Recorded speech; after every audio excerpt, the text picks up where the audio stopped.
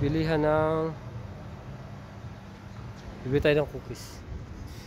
Mga chocolate. Sarap.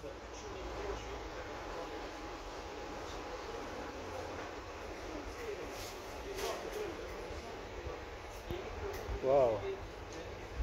Sarap.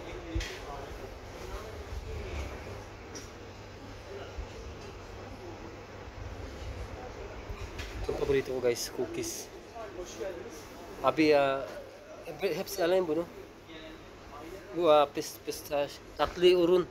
Trakya cookie. Hepsini alayım. Evet. 1 kilo geçmez değil mi? Bu abi yarım kilo da olmaz. Yarım kilo mu olmaz? Ha. Belki 50 TL gider mi? Büyük ihtimal öyle bir şey olur. Tamam. So guys, ito yung mga ano nila. Sasarap ng mga ano nila. Abi Buddha 50 TL. Softly.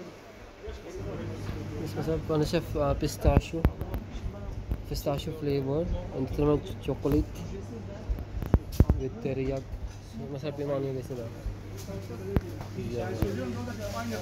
Sarap siya. Ito yung baklava. Baklava. Wala guys yun.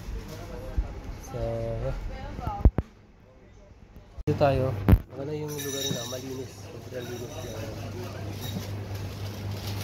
Abi burada 50 TL. Kaç tane gider? 50 TL? Evet. Tamam. 5 tane yeter değil mi? 3 tane gerek. Bu sefer. 5 tane alayım. 5 parça. So, ang linis ng ano nila ng shop nila. Ito yung ano apple pie.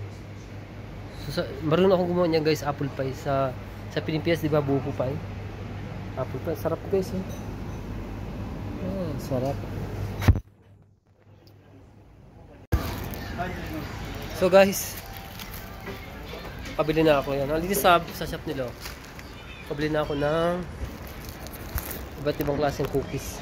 So, may pistachio na para sa cupcake pistachio. So maganda yung lugar nila guys. So pakita ko yan. Ayan sa yan. Malinis.